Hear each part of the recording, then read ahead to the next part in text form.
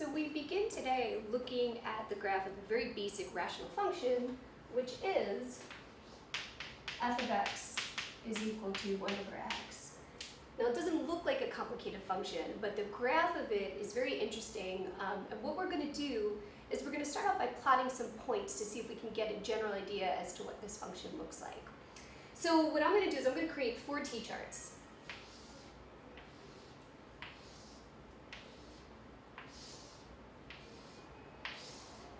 And those 4 t-charts are going to help me figure out what the graph of this function, f of x, equals 1 over x looks like. Now notice that we do have a domain restriction here in regards to the denominator, that our x value can never be 0. Keep that in mind because that's going to become important in a few minutes. So we're going to start off by substituting some values in for x, and then seeing if we can figure out some basic patterns for f of x or for y. So when we go to our function over here and we substitute in 1, when x is 1, for f of x I get 1 over 1, which is the same thing as saying 1. So one ordered pair that's on our graph is 1, 1. Now what I want to do is I want to see what happens as my x values get really big. So I'm going to substitute some more numbers in for x, and you're going to see they're going to get bigger and bigger. What happens when we put in 10? Well, then we get 1/10, which is the same thing as saying 0.1. So let's graph that ordered pair. So here's 10 on the x-axis and 0.1 on the y-axis, which is pretty close to 0. So I'm going to try to make it as close to 0 as I can, without having the chalk blend into the y number line. So let's continue substituting in some more points, and we're going to let our x values get pretty big pretty quickly. When x is 100, y is 1/100th, which is the same thing as saying 0.01. For now, this point's really difficult. These ordered pairs difficult to graph. So let's just let some of these values get bigger and bigger and see if we can figure out a trend. So as my x value is equal to 1,000, my y value is 1 over 1,000, which is equal to 0.001, tenths, hundredths, thousandths. As my x value is 10,000, our y value is 1 over 10,000, which is equal to 0.0001. And now you should start seeing a little bit of a trend, and we're going to talk about the notation we can use for this. Our x values are getting really big. So what we're going to say is our x values are approaching positive infinity. Let's see if we can find a trend for our y values here. So as our x values get really big or they approach positive infinity, our y values 1, 0.01, 0.1, 0.01, 0.001, 0.0001, our y values, I don't know if you can tell this, but they're approaching 0. And so this picture should make sense within the context of what the graph is going to look like. And this is what we're going to say. As our x values approach positive infinity, our y values are getting closer and closer to 0. But I hope you can notice that we're never actually going to hit 0. We're going to get super close to it, but we can never hit it. So what that means is on this side of the graph, our x values are getting really big. This is where the x values get really big. Our y values are going to get super duper close to 0, which means that this piece of the arm, or this arm of the function, is going to get really close to 0 here, especially as my x values get really big, but it's never going to hit it. So there's one arm of the graph. Now I'm going to take a look at some other pieces of this function too.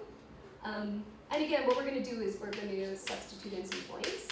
So in this case, we're letting our x values get big. Now I want my x values to get small. In fact, I want them to get close to 0. So what I'm going to do is start substituting some values in for x, because I want to see what's going to happen on this part of the graph. As my x values get super duper close to 0, what's this portion of the graph going to look like?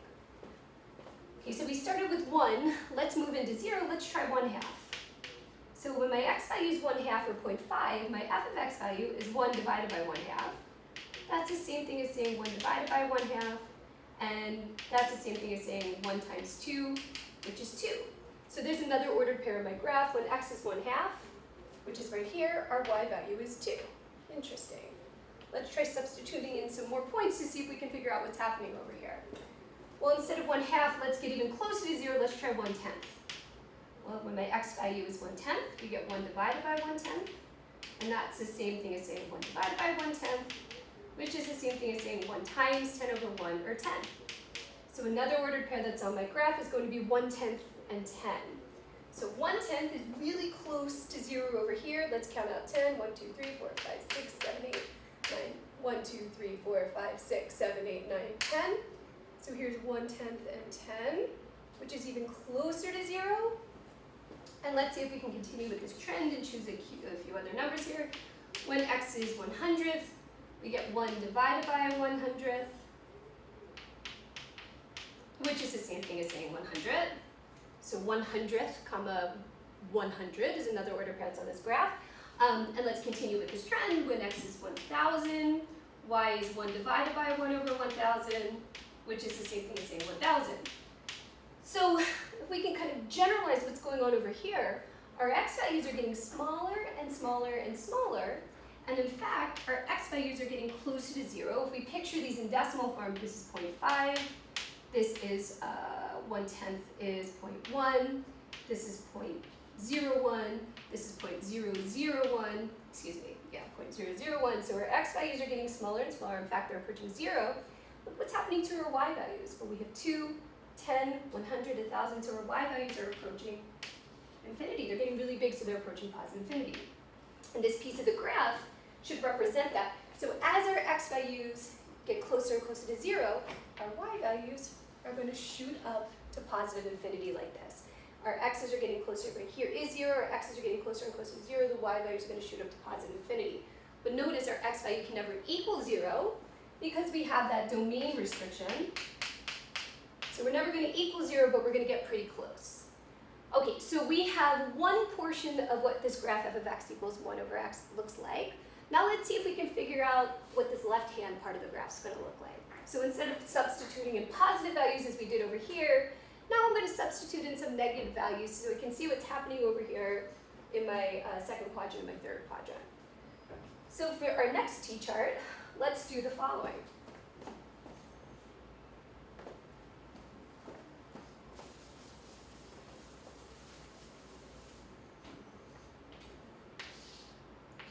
So we're going to let our x values get smaller and smaller and smaller. We're going to start off when x is -1. Well, when x is -1, f of x is 1 over -1, which is -1. So there's one ordered pair that's on this graph, which is -1, 1. Excuse me, -1, -1, which is right here. When x is -10, we get 1 over -10, which is the same thing as saying -1/10, or -0.1. So -10 and -0.1, which is, now we're dealing with negative y, so we're underneath 0, but we're pretty close to 0 anyway. -100, we have 1 over -100, which is -0.01. You can see if you can find some trends here with -1,000, 1 over -1,000, which equals -0.001, etc. And the trend that's happening over here, x is -1, -10, -100, -1,000. So our x values are approaching negative infinity. As our x values approach negative infinity, the y values over here are approaching 0, but it's a different approach in 0 than we had over here. Here we say our x values are approaching the positive zeros, or zeros from the positive side, and here we say our x values are approaching 0 from the negative side. That's going to become more important in a few minutes, but not right now. So what this is telling us is the following. As our x values get smaller and smaller and smaller, which is over here, smaller and smaller, approaching negative infinity, our y values are going to go through these points, and they're going to get closer and closer to 0 from the negative side, which means, and again, it's never going to touch over here. We're getting closer to 0, we're never actually going to hit it. That's giving us that next arm to the graph. Now to figure out what's going on over here,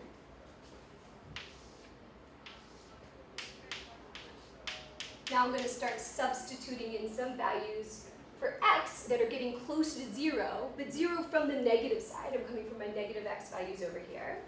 So if x is -1/2, f of x is the same thing as saying 1 divided by -1/2, which is -2. So let's graph that ordered pair.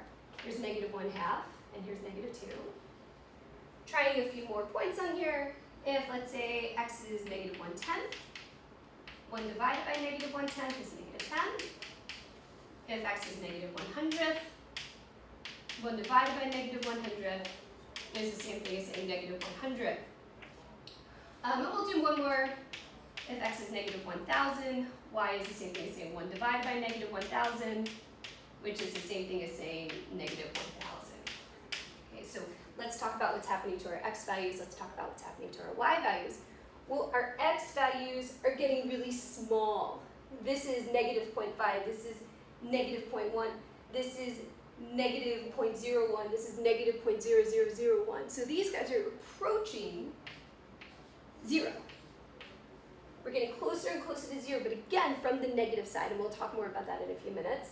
And our y values, well, what's happening to our y values here? We have negative 2, negative 10, negative 100, negative 1,000. Our y values are getting bigger and bigger towards the negative side, so our y values are approaching negative infinity.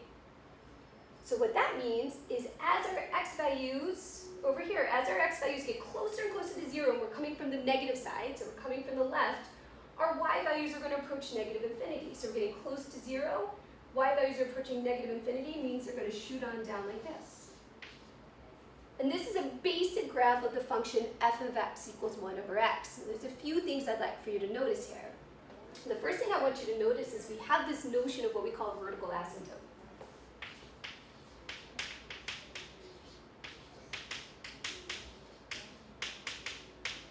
In regards to the vertical asymptote, it's a line that our graph, it's a vertical line that our graph will never cross over.